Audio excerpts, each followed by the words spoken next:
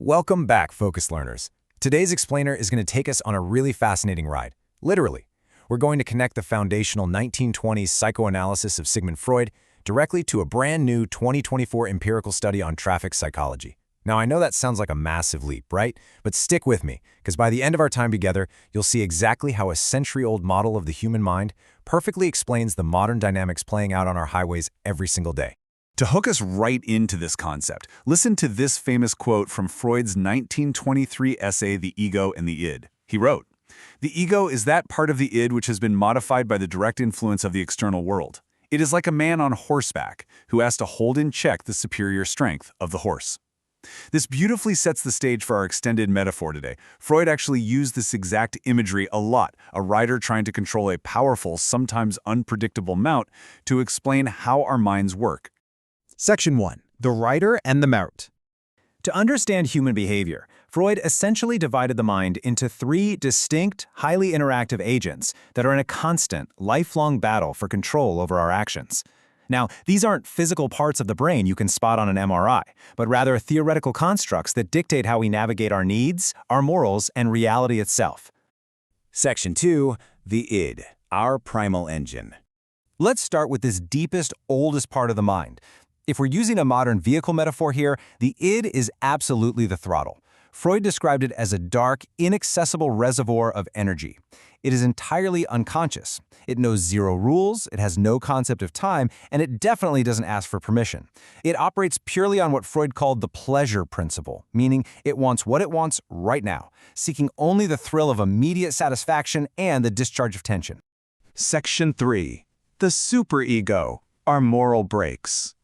So, the crucial point here is that the superego is the complete opposite of the id. It represents the internalization of cultural rules, societal norms, and the strict judgments of our parents and authority figures. It aims for absolute perfection. If the id says, "go fast and have fun," the superego slams on the brakes and yells, "that is reckless, dangerous, and wrong." It acts as your highly critical internal moral compass, readily punishing you with feelings of guilt and anxiety if you step out of line. You can probably notice the inherent tension here, right? We are constantly pitting the wild, thrill-seeking, impulsive id directly against the strict, rule-bound, punishing superego. It's an endless psychological tug of war.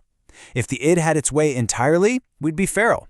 If the superego had its way entirely, we'd be paralyzed by guilt and rigid perfectionism. We need a mediator. Section 4. The ego, the master navigator. Because it operates on this reality principle, the ego has an incredibly difficult job. If the id is the throttle and the superego is the brakes, the ego is the steering wheel. As Freud noted, the ego has to serve three severe masters: the impulsive id, the strict superego, and the actual physical dangers of the external world. It tries to harness the wild horsepower of the id and find practical, safe ways to satisfy those urges without violating the strict rules of the superego. Section 5. The modern rider stereotype. This brings us perfectly to our contemporary phenomenon. Take a look at this fascinating 2024 cross-sectional study published in Current Issues in Personality Psychology titled Full Throttle: Are Motorcyclists as Risk-Taking as We Think? The researchers, Cassidy Wiley and Taylor Hill, essentially conducted a massive psychological comparison between car drivers and motorcyclists. And honestly, this study serves as the ideal real-world application of our psychoanalytic model. The study opens by addressing a very specific stereotype. When society, specifically non-motorcyclists like everyday car drivers, thinks of someone riding a motorcycle, they instantly picture rebellion, thrill-seeking, and high risk. In Freudian terms, society projects an image of pure, unadulterated id onto the motorcycle community. They view the motorcyclist as someone who is fully given in to the pleasure principle, throwing caution and the superego completely to the wind. Now, to be fair, the research definitely acknowledges why this stereotype exists in the first place. There is a specific subset of riders who use their bikes purely for sensation-seeking. Studies show that riders who hit the road for the sheer thrill rather than simple transportation are indeed more prone to risky behaviors. We're talking bending traffic rules to get ahead or driving dangerously fast just to prove they can beat a car. They're acting entirely on that pleasure principle. But, and this is a massive but, does this subset actually represent the entire community? Section 6. Perception versus reality. Here is the core data of the 2024 study, and it's super revealing. The researchers asked car drivers to rate motorcyclists using the Big Five personality traits, and then they had the motorcyclists rate themselves. The mismatch is absolutely staggering. Car drivers perceived motorcyclists to be highly disinhibited, less open, more neurotic, less agreeable, and less conscientious. But the riders' own self-reports showed the exact opposite. The reality is that the average motorcyclist is significantly more conscientious and agreeable, and less neurotic and disinhibited than car drivers assume. So the real takeaway here is this. The car drivers, safely enclosed in their metal boxes, are acting as a harsh collective superego.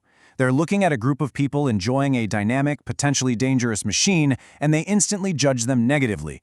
They impose an unfair, critical perspective onto a group they falsely assume is driven entirely by the wild, impulsive id. But the data shows that the motorcyclist is actually operating as a highly functional ego, expertly managing the power of the machine, the joy of the ride, and the strict realities of the road with high conscientiousness. Which leaves us with a really fascinating question to reflect on. We all have an id, an ego, and a superego, constantly negotiating our view of the world. So the next time you're out on the road, or anywhere in life really, and you find yourself instantly judging a group of people, ask yourself, are you actually seeing their reality? Or are you just projecting the strict, restrictive rules of your own internal superego onto them? Thanks for joining me on this explainer, and keep questioning the road ahead.